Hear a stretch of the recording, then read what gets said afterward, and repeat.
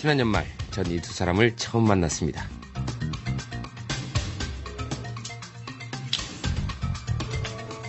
또 이렇게 또 가시오시럽지고. 아니요, 그냥 여기 올라가셨습니까? 안철수 교수, 시골의사 박경철. 전 이 두 분이 제 공연을 보게 될 줄은 정말 몰랐습니다. 그렇게 기다려주는 걸 말할 수 없지.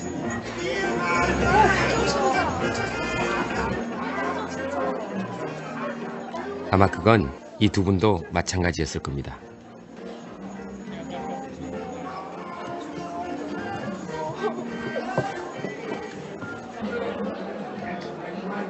한 달 평균 강연 40여 개, 한 해 2천여 건의 인터뷰 요청을 받는 주인공들입니다.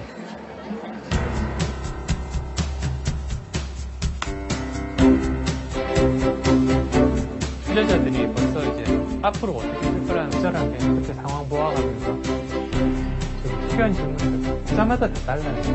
예술성이죠. 기획 규칙이 중간에 있습니다. 정부는 미국이에요. 제동을 두지 않으면 끊임없이 상대보다 더 낫게 부자가 되고 더 가지기 위해서 우리는 열심히 일어나고 있다고 생각합니다.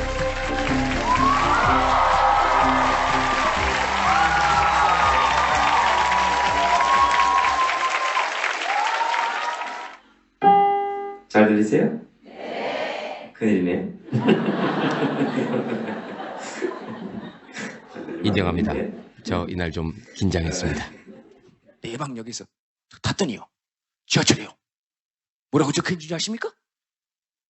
외국인을 만나면 겁내지 말고 헬로우 하세요. 이렇게 적어놨습니다. 아, 웃었습니다.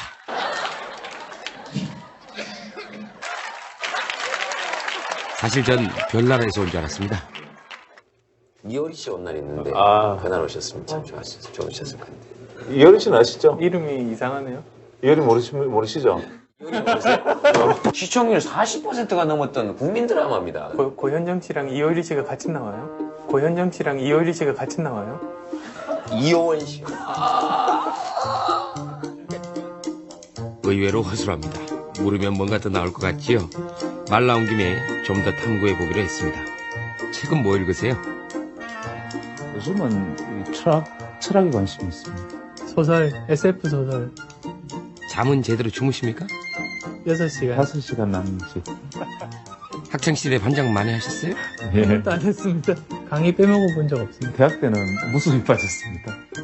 외모에 컴플렉스 있으세요? 많습니다. 기억에 남는 별명은요? 전 돼지죠. 이 두 분 의외로 공통점이 많습니다. 우선 머리가 큽니다. 아니, 좀 많이 큽니다. 의사였고요. 부인도 모두 의사였습니다. 딴 일에 관심을 가졌죠. 이를테면 바이러스나 주식 같은 겁니다. 그게 대박을 터뜨렸습니다. 그런데 또 그걸 미련 없이 그만둡니다. 그런 이 두 사람이 뭉쳤습니다. 때는 바야흐로 지난해 봄, 둘은 지방대 학생들을 위해 순회 강연을 시작합니다. 갈증이 컸던 만큼 반응은 폭발적이었습니다. 안철수, 박경철 두 사람이 청년들을 위해 직접 기획하고 준비한 선물이었습니다. 2011년 새해, 새로운 도전 앞에 망설이고 지혜에 목마른 사람들이 이 땅의 청년들 뿐이겠습니까? 그래서 제가 이 두 사람을 만났습니다.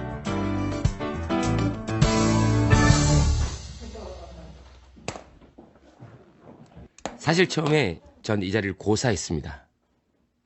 만나 뵙고 싶은 사람이 한 사람으로서 왔습니다.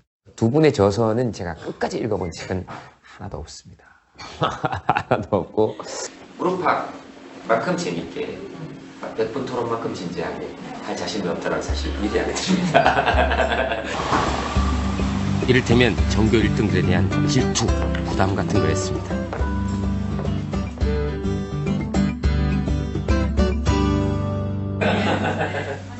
네, 뭐 소개는 아마 지금 앞에서 쭉 나갔을 거고 두 분 같이 강의 다니시는 거는 저도 사실 시작하면서 알게 된 거거든요. 어떻게 시작하시게 된 거예요? 처음에 네. 미국에 있었을 때인데요. 미국에서 어떤 강의를 들으러 갔어요. 네. 근데 그분이 혼자서 이야기하면 재미없으니까 네. 다른 사람을 불렀대요. 그러더니 그 당시 굉장히 유명한 그 텔레비전 앵커분이 같이 네. 오세요. 네. 두 분이서 청중 보지 않고 두 분이서 이렇게 이야기를 재밌게 나누시더라고요. 네. 그래서 저한테 만약에 기회가 주어진다면 이런 거 한번 해봤으면 좋겠다 네. 그랬는데요. 그 한국에 와서 리더십에 대해서 강연을 해달라는 이제 요청을 받고 나서 누가 좋을까 할 때 네. 가장 먼저 떠올린 사람이 이제 박경철 원장이었죠. 아, 네. 그래서 연락을 했는데 뭐 처음부터 이제 흔쾌히 같이 하자고 해서 그때부터 이제 시작이 됐던 것 같습니다. 그때 아마 서울 이제 모 대학에서 네. 그때 꽤 큰 강당에서 했는데 학생들이 굉장히 좋아했어요. 네. 그래서 그 자리에서 제가 이제 제가 좀 짓궂어서 네. 현장에서 사람들 앞에서 서울에서는 이런 기회가 많지만 서울 지방 이외에 다른 지방에서도 좋아하지 않겠느냐. 그쪽에 기회가 좀 적으니까 그 자리에서 하시면 어떻겠습니까 하고 바로 이제 즉석에서 바로 질문을 드렸죠. 네. 뭐 거기서 거절할 용기가 있는 분 없지 않습니까? 네. 저는 한 번 하고 말라 그랬는데 계속 하자고.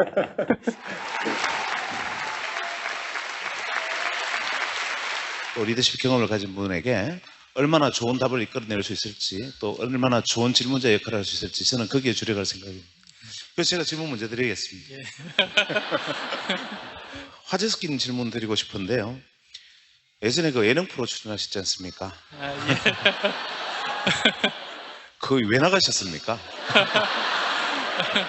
벤처의 신화 출연 자체가 벤처 정신입니다. 예. 출연한다니까 저희들도 긴장이 되고 또 왜 하려고 했는지 이해도 안 되고요. 예, 서로 다 불편합니다. 예. 공감대가 있을 거예요, 서로가. 제가 정말로 나가야 되겠다고 생각했던 게 카이스트 교수가 되겠다고 생각했던 맥락과 같습니다. 제가 대학에 몸을 담게 됐던 이유가 그 젊은 사람들에게 도전 정신을 불러넣어주고 그리고 또 어떻게 하면 자기 개인뿐만 아니라 사회를 볼 수 있느냐 그런 이야기를 해주러 갔고요. 마찬가지로 이제 무릎팍에서도 제안이 왔을 때 1년 정도는 이제 안 한다고 버티다가 어쩌면 이번 기회를 그 젊은 사람들에게 조금이라도 도전 정신에 대해서 다시 한번 생각해보고 그리고 또 자기뿐만 아니라 사회를 돌이켜볼 수 있게 하는 그런 이야기를 해주고 싶었죠. 그래서 이야기를 해주러 나갔던 거고요. 박 원장님은 어떠세요? 왜 나가셨어요?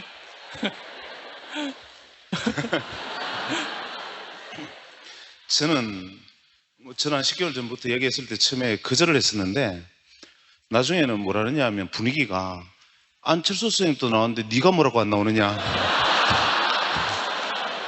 선생님 때문에 어쩔 수 없이 제가 여기서 공개적인 제안 하나 드리겠습니다. 오늘 여기서 이제 우리 청년들하고 만났는데요. 선생님 바쁘시겠지만 시간을 내셔서 우리 지금과 같은 형태를 저는 전국 대학을 한번 돌면서 한번 해보면 어떨까 하는 생각이 드는데 어떻습니까? 한번 같이 고민을 해보시죠. 그럼 수락하신 걸로 알겠습니다.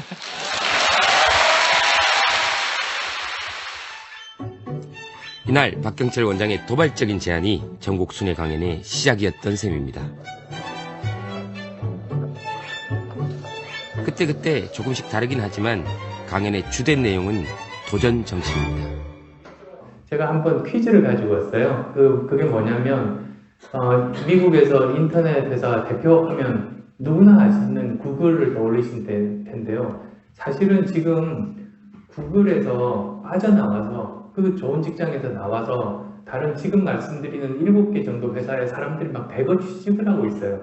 그래서 구글에서도 이 사람들 붙잡으려고 전원 연봉 10% 인상을 하고도 못 잡고 있거든요. 7개 회사 중에 혹시 몇 개나 아시는지 한번 마음속으로 한번 세보세요. 페이스북, 트위터, 진가, 포스퀘어, 그룹폰, 길트, 7번째 Y 콤비네이터. 몇 개 정도 아세요? 한번 마음속으로 해보시고요. 그러니까 아마 1번들은 많이 아실 거예요. 대부분이 창업한 지 2, 3년밖에 안 됐고요. 대부분이 지금 시가총액이 제일 적게는 1조 5천억부터 많게는 35조 원까지 다 최근 3년간에 이렇게 벌어진 일이에요.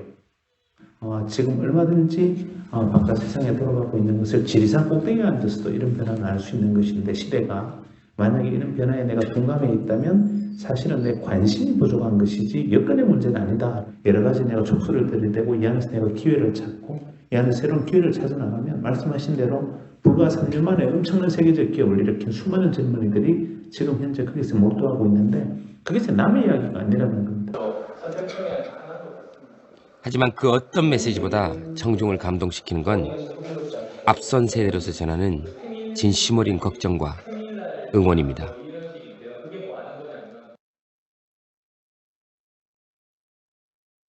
근데 저도 이제 학생들을 가끔씩 이렇게 만나다 보면 학생들이 20대한테 해주고 싶은 이야기가 뭐냐 저한테 이렇게 가끔씩 저한테도 물어볼 때가 있거든요.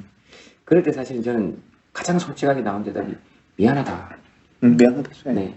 굉장히 미안한 감정이 들 때가 똑같은 이야기 하네요. 네. 네, 두 분이 똑같으시네요. 그런가요? 저희들이 원래 강연 가면 제일 먼저 하는 얘기가 네. 기성세대로서 미안합니다 네. 라고 이야기하고 출발하게 되죠. 네. 지금 이제 우리 시대의 사람들이 만나서 우리 김재동 씨도 포함되겠지만 동창회 가보면 네. 뭐 성공한 친구, 실패한 친구 있지 않습니까? 사회적으로. 네. 뭐 좀 얘 좀 잘 될 것 같았는데 왜 이 모양 됐냐 이런 농담 하죠. 그러면 머리 긁으면서 내가 그러게 뭐 그때 내가 좀 열심히 했었어야 되는데 내가 술 좋아하다 보니까 뭐 또 이래 해야 되는데 뭐 알다시피 내가 좀 농땡이 좀 안 쳤니. 네. 우리는 이렇게 대답하잖아요. 네. 근데 지금 아이들 같은 경우는 이구조로 가면 또 20년 후에 동창회가 열리면 야 너 어떻게 이렇게 됐냐 그러면 뭐 더러운 세상을 만나서 이런 이야기를 하게 될 거고 그 말에 이제 함의는 아이들의 가슴 속에 그런 칼을 이제 품고 자라는 거죠. 자녀 특채 의혹과 관련인은 외교부 출신 고위 관료 10명의 특혜 채용이 국회의원들이 도마 위에 올랐습니다. 이번엔 대기업 부회장과 언론사 사주 아들들의 상류층이 연루된 것으로 속속 드러나고 있습니다.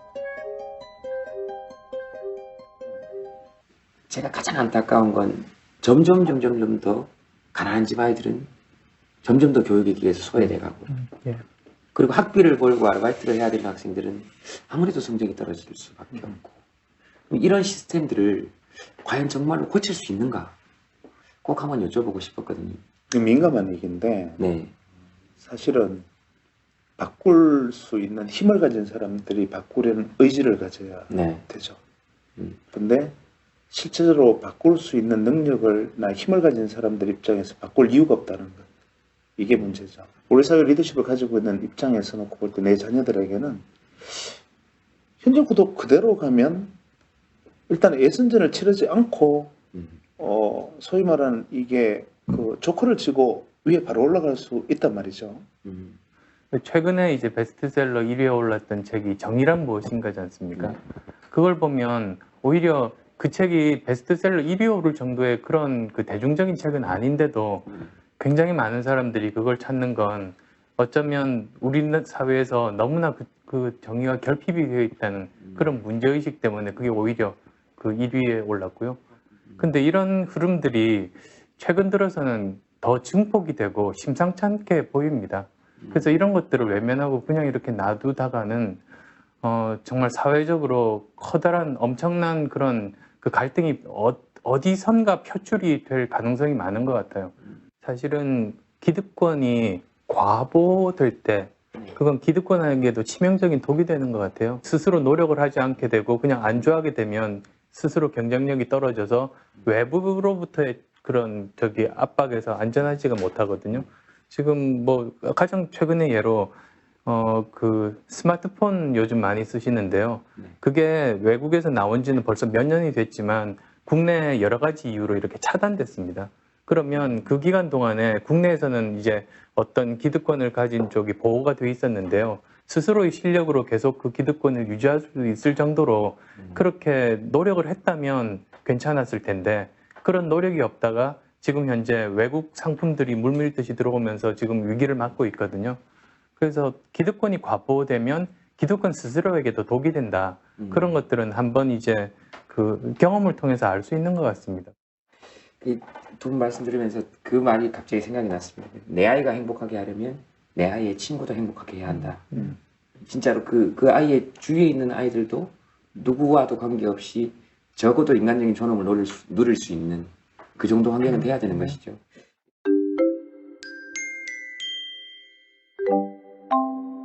스님하고 이렇게 말씀 나누다 보면 이렇게 생불 있죠. 네.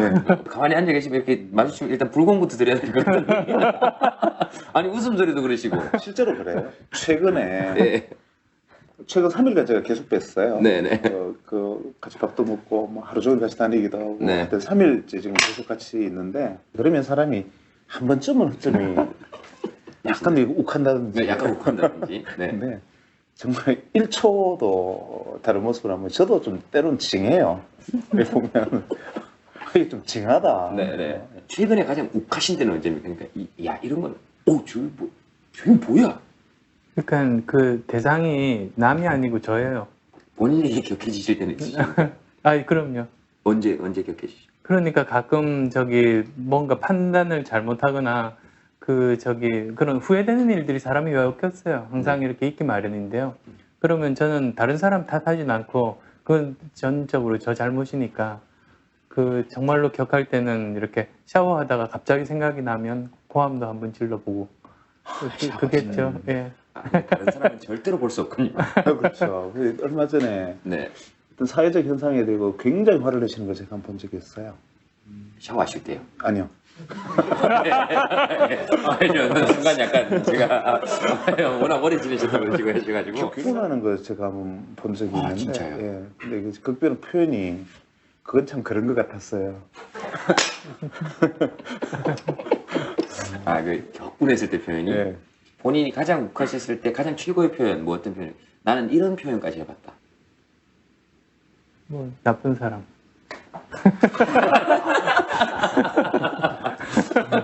굉장히 격한 표현이죠. 그렇죠. 놈 정도. 네. 저희들 얘기할 때 소심하게 한번 놈 정도? 본인도 약간 이렇게. 첫 만남부터 기득권, 정의, 결핍, 머리에서 쥐가 납니다. 하지만 두 사람이 말하고 싶은 진심은 어렴풋이 알 것 같습니다. 함께 찍은 사진을 트위터에 올렸습니다. 반응이 재밌습니다. 셋이 닮았답니다. 누가 제일 손해입니까? 그래도 제가 10살은 어린데 못 살겠습니다 내가. 지방대학 강연을 시작하면서 안철수와 박경철 두 사람은 한 달에 한 번꼴로 동행길에 오른다고 합니다. 근데 진짜 깜짝 놀랐네. 오늘 보니까 엄청 반응은 없는 것 같은데 그냥 그렇게 이슈를 다루네요. 어떻게 그렇게 되죠? 그러니까 어쨌든 이쪽으로 먼저 로그인을 한 다음에 시로그에 로그인해서 저쪽도 다 이렇게 긁어오나 보죠? 예, 여기서 보내기도 하고. 예를 들면 제가 여기 쓰지 않습니까? 예, 그렇게 지금 우리나라가 완전히 지금 세계적인 추세에서 뒤처져 버렸는데 IT 강국이라고 했던 우리나라가 거기에 대해서 누구 하나 책임지는 사람도 없고 아직도 심각성도 잘 모르고 기업들이 원하는 인재상이 말로는 이제 창의적 인재 뭐 이런 표현을 쓰는데 진짜 창의적 인재를 필요로 하는 건지 아니면 아닌 것 같아요. 기업에서 말로 주장하는 거랑 실제로 뽑는 거랑 틀리니까 창의적인 인재보다는 스펙으로 가려내는 그게 우리나라 불행의 시작이라서 진짜 불행의 시작이죠. 기차 타고 가면서 이야기하다 보면 강연에도 제절로 그 이야기 나오고 오늘 아마 이 안에서 주고받은 이야기가 그냥 뭐 서로 그냥 재밌는 이야기 나누는 것 같지만 그게 또 강연의 주고받은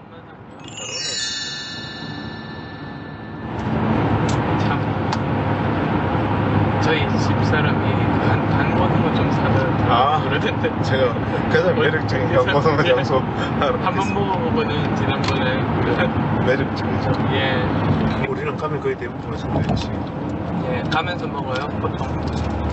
예, 그쪽 뭐 예를 들면 뭐 가까운 인천대학만 해도 그때가 점심시간 직후라서 차 안에서 먹는 수밖에 없더라고요. 그래서 항상 이렇게 샌드위치. 선생님이 준비했으면 김밥. 제가 준비한 샌드위치.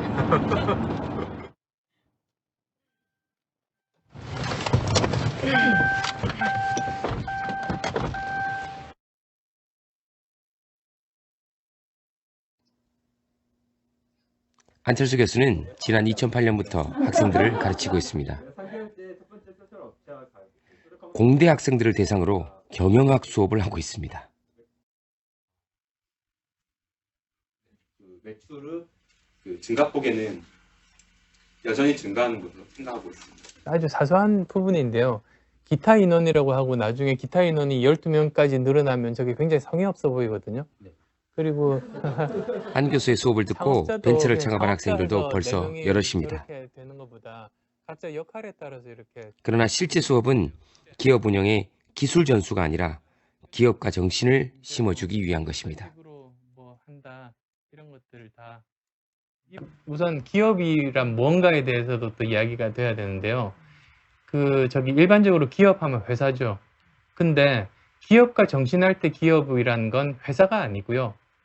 일으킬 기자의 업업자예요. 즉 어떤 업을 일으킨다. 그래서 기업가 정신이라고 하면 그냥 경영자 마인드가 아니고 오해하시는 분들이 많더라고요. 근데 그게 아니라 기업가 정신은 이 세상에서 존재하지 않았던 그 새로운 가치나 일자리를 만들기 위해서 굉장히 많은 위험에도 불구하고 도전을 해서 그걸 결국은 이루어내는 그런 사람들에 대한 이야기. 그게 이제 기업가 정신입니다. 안철수 교수가 안연구소 대표직을 그만두고 미국 유학기를 떠난 것도 기업가 정신을 배우기 위해서였습니다. 그리고 어떤 경우는 이제 제가 강의하고 나서 강의 끝나면 학생들이 다들 뭘 적어서 저한테 갖다 줘요. 이걸 뭐 롤링 페이퍼라고 하죠. 그래서 이건 누가 썼는지 모르겠지만 이런 표현도 있고 나름대로 그래서 참 보람을 많이 느껴요. 아, 내가 애들한테 야박하게 굴거나 헛되게 시간 쓰게 하진 않았구나 그런 생각들을 들게 되고요.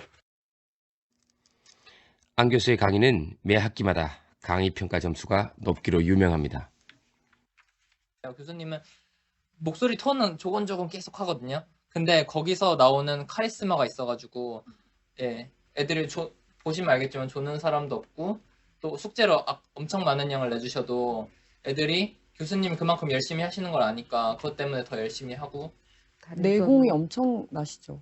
주변에서 되게 우수한 사람들이 망하는 케이스도 많이 보셨고 뭐 본인께서도 이렇게 비즈니스 플랜을 여러 번 바꿔가면서 뭐 시행착오도 겪으셨고 궁금했습니다. 의사에서 벤처 성공 신화의 주인공으로 변신했다가 지금은 대학 강단에 선 이유는 무엇이었을까요?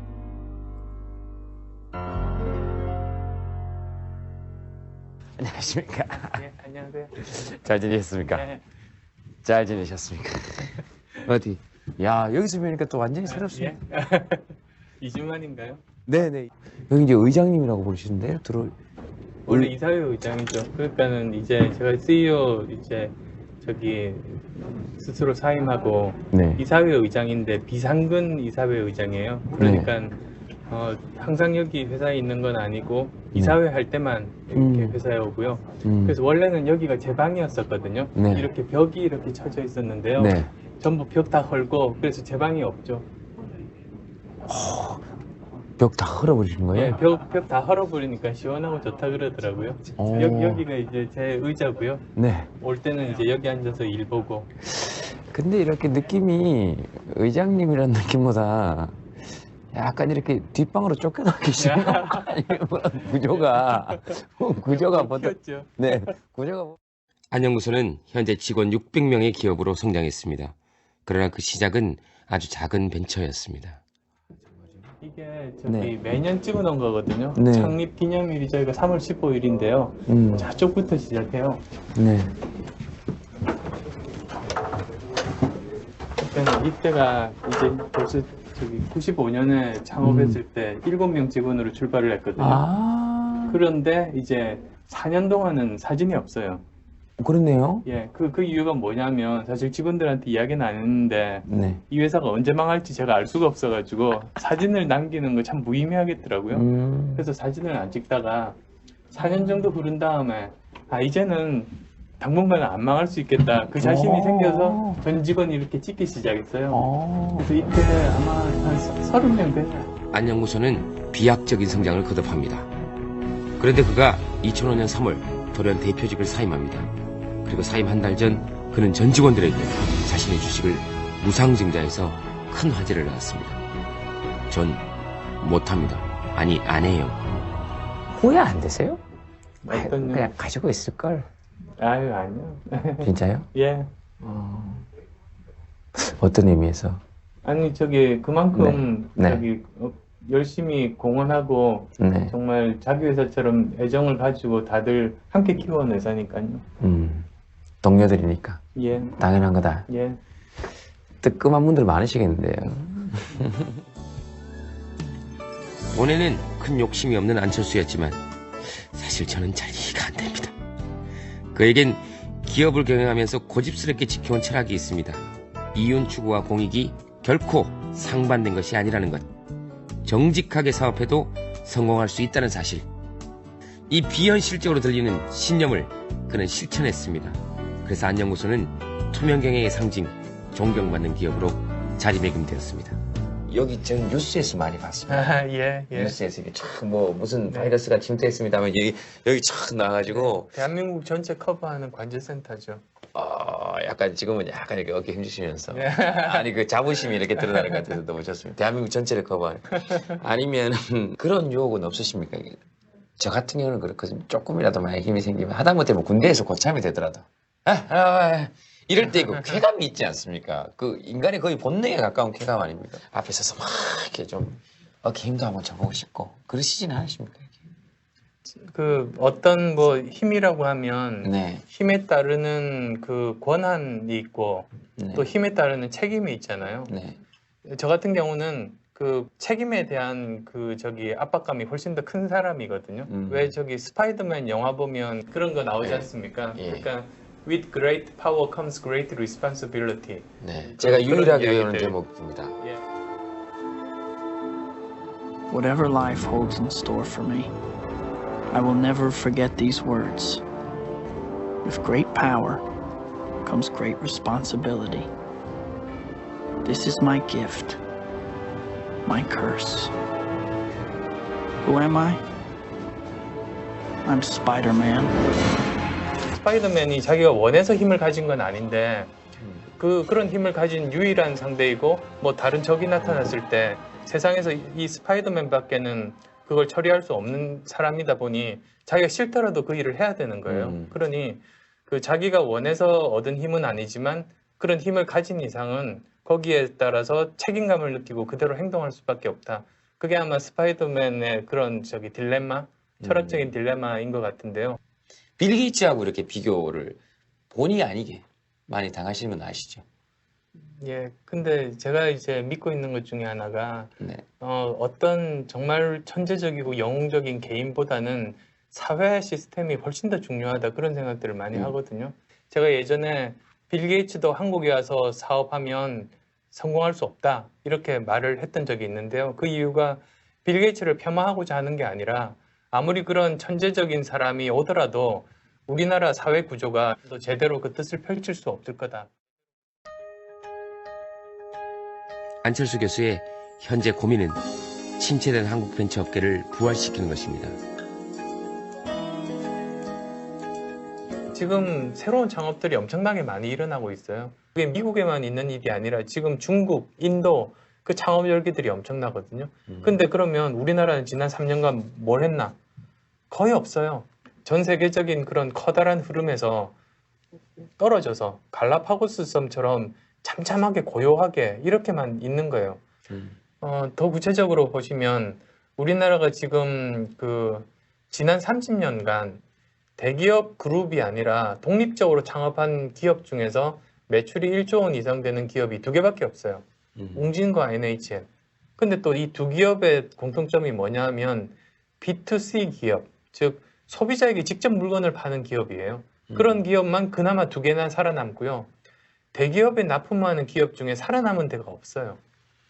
굉장히 이상한 구조거든요.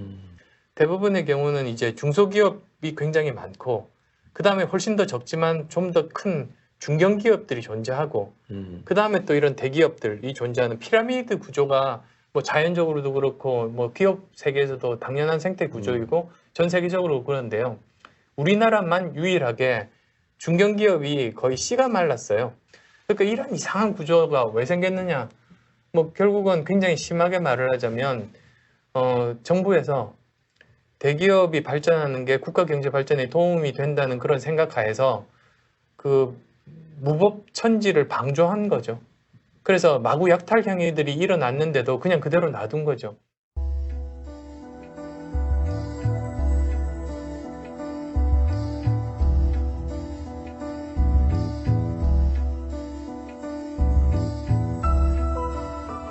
지금 여러 가지 사회 갈등들, 그런 빈부격차라든지 청년 실업이라든지 이런 모든 것들의 핵심은 결국은 사람들이 새롭게 도전해서 창업을 할 수 있게 하고 일단 창업된 회사들이 성공 확률을 높이게 하는 그것만 해결되면 저는 우리나라의 모든 문제들이 전부 다 해결될 수 있다고 생각해요.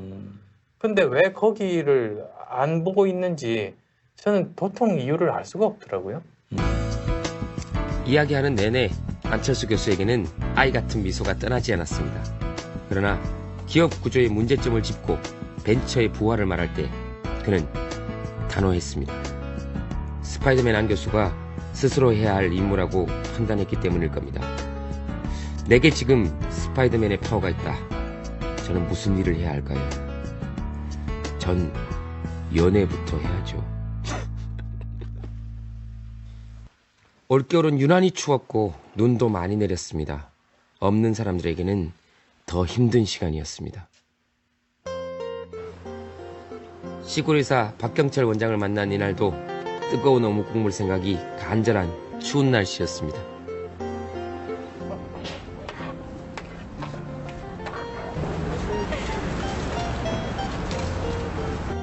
어머니 떡볶이 좀 주세요. 이제 우리 또 떡볶이. 저는 진짜 오랜만입니다. 그죠. 기대가 아주 만발이에요. 네.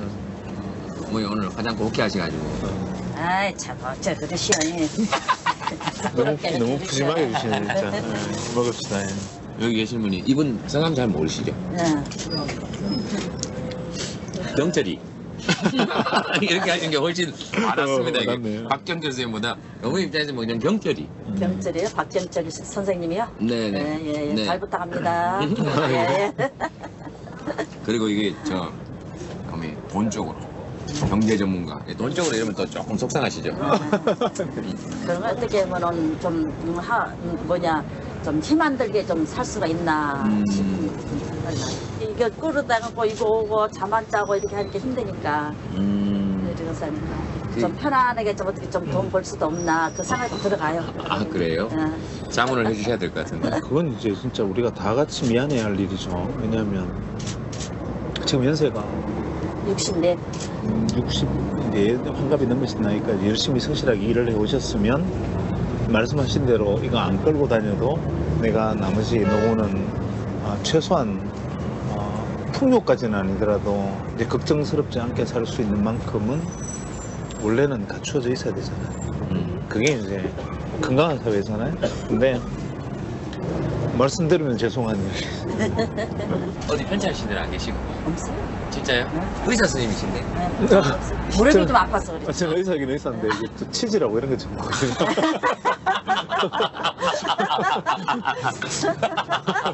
여기 깜판이네 달라져 버리고만. 아 그러니까. 음식 앞에 놓고.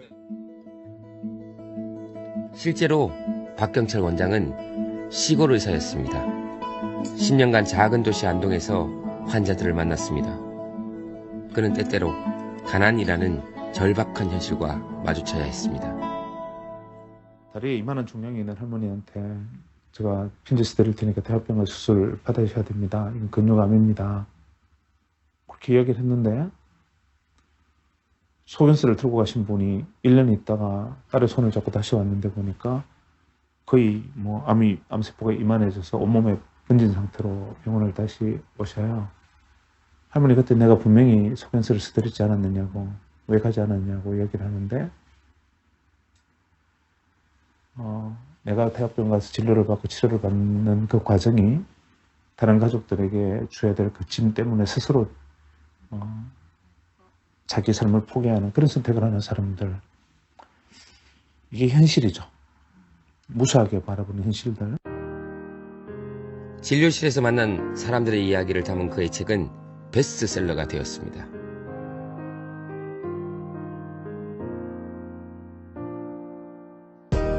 그러나 박경철 원장이 시골 의사로 알려지게 된 것은 그 이전부터였습니다. 90년대 말 그는 인터넷에 시골 의사라는 필명으로 자본시장에 대한 글을 쓰기 시작합니다. 소액 투자자들을 꼬드기는 나쁜 사람들을 향한 거침없는 목소리로 그는 개미들의 열광적인 지지를 받게 됩니다. 아무도 대놓고 그런 문제를 이야기하지 않으니까 지금이야 그렇지 않지만 그때만 해도 내부 거래, 불공정 거래가 만연할 때 그걸 직설적으로 생방송으로 제가 그걸 문제 제기한 적도 있고 그랬었죠. 어떤 분들은 그걸 두고 뭐 개미들의 수호신 뭐 이런 표현을 쓰시기도 했는데 사실 그때는 약간 이제 치기도 있었고 그때는 좀 젊을 때니까 약간 독수리 오형제 같은 그런 마음이 있었는데 차라리 코스닥위원회에서 아무것도 하지 말고 그냥 등록 업무 자체를 중단하고 전원이 잠수해버리면 오히려 코스닥 시장이 좀 더 앞으로 조만간에 살아나는데 큰 도움이 되지 않을까. 이런 많은 사람들에게 피눈물을 흘리게 한 사람이 지금도 호요식하고 좋은 자리에 앉아서 정책을 결정하고 있다면 그것은 정의가 아니라고 생각합니다. 그만해라. 많이 묻다 아이가. 재테크의 고수, 주식의 귀재, 이런 화려한 수식어를 몰고 다니던 그가 돌연 객장을 떠나겠다고 선언한 것은 지난 2006년 10월이었습니다. 그런 유혹들이 많았죠. 많지 않았겠습니까, 사적으로?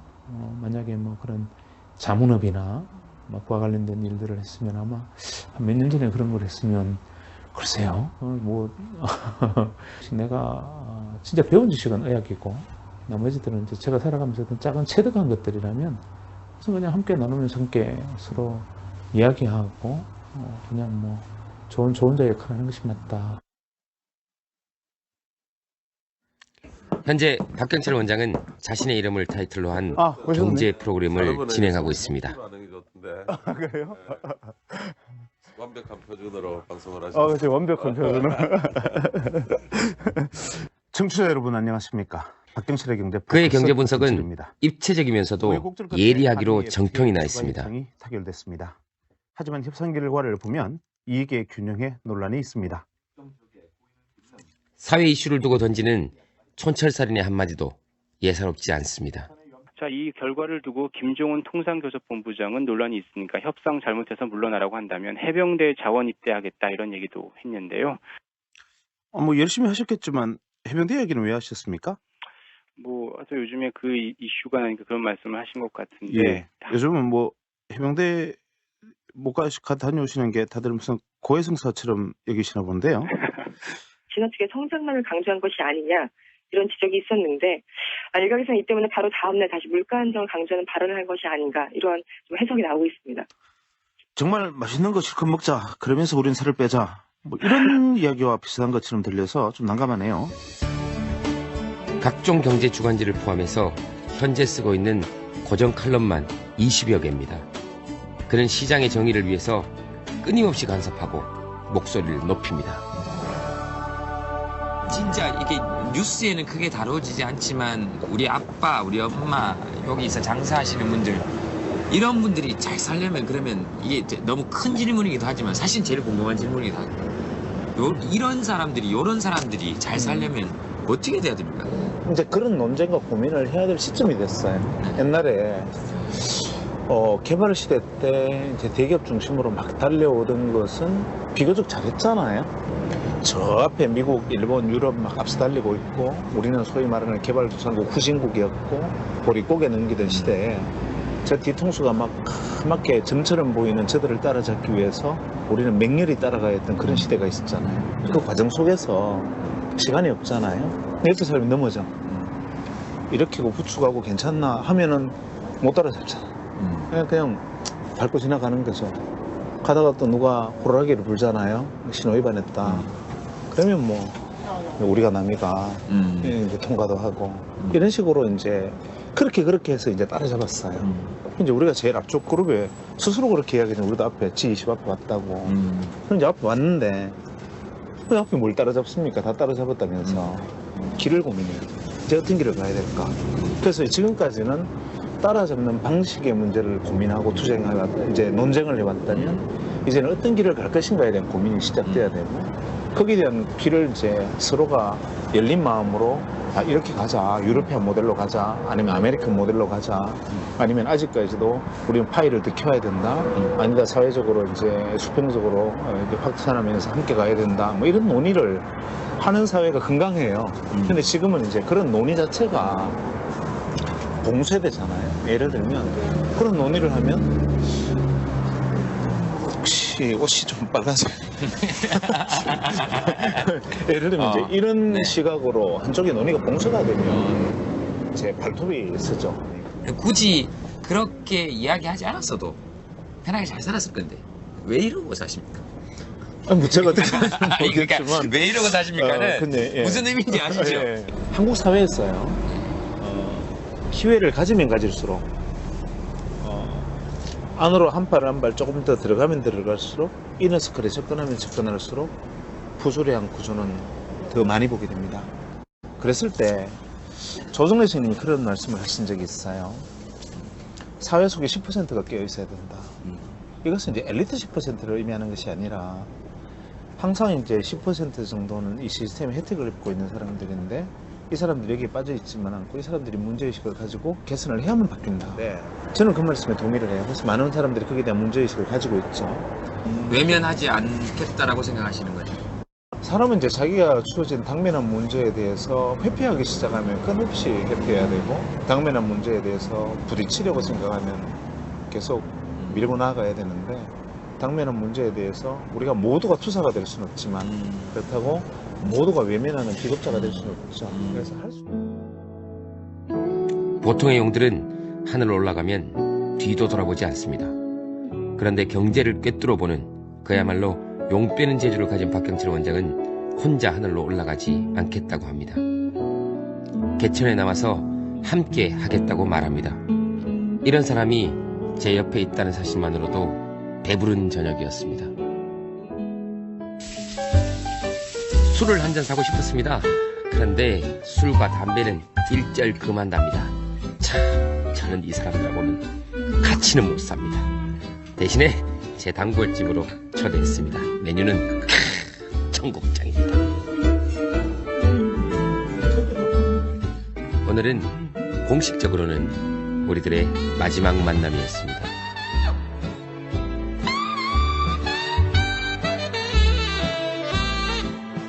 그런데 이 두 분 의외로 재밌으시죠? 괜찮으세요? 저는 괜찮은데. 괜찮아요. 예. 다 오늘 하루를 비워놨기 때문에 야, 신난다.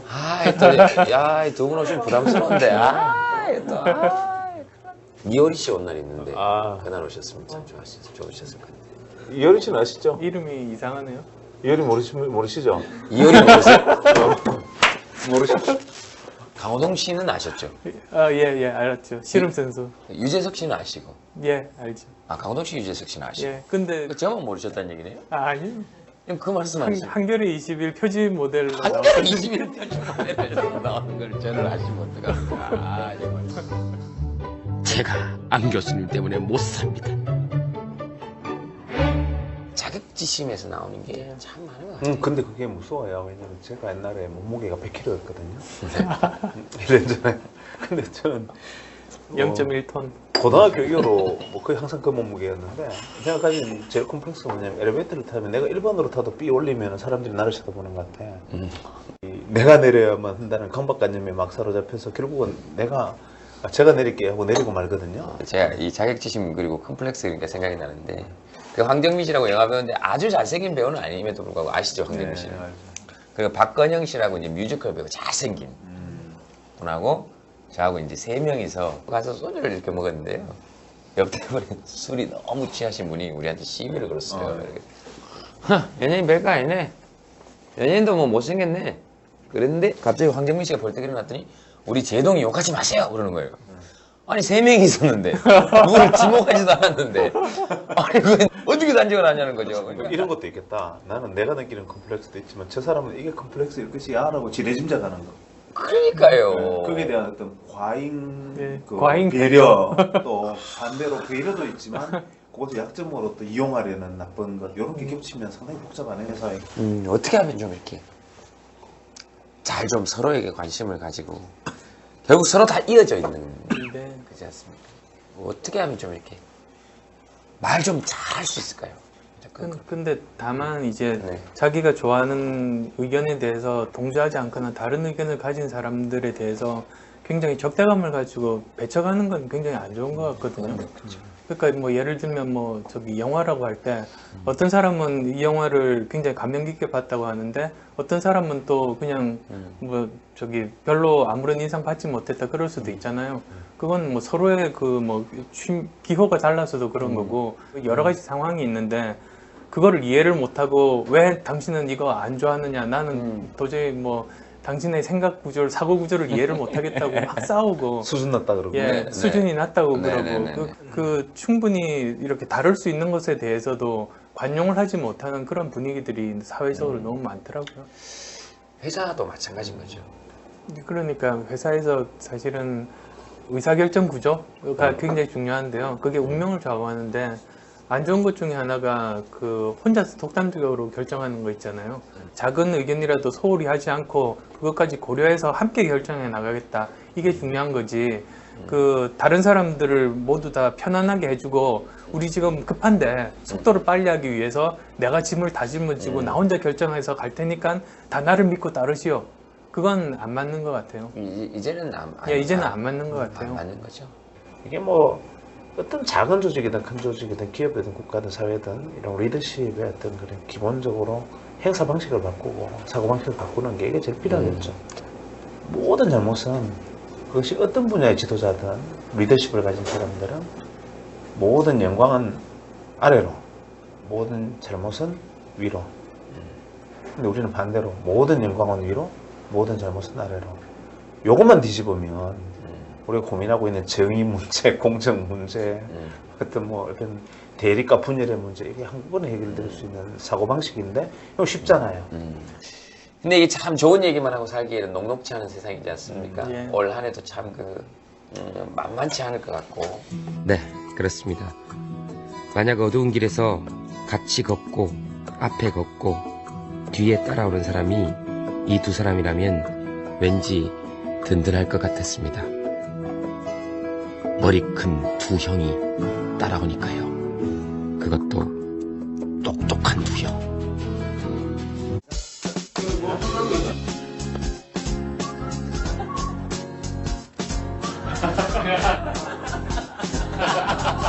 진지하고 그때는 무대에서보다는 좀 덜 웃겼었고 신기했어요.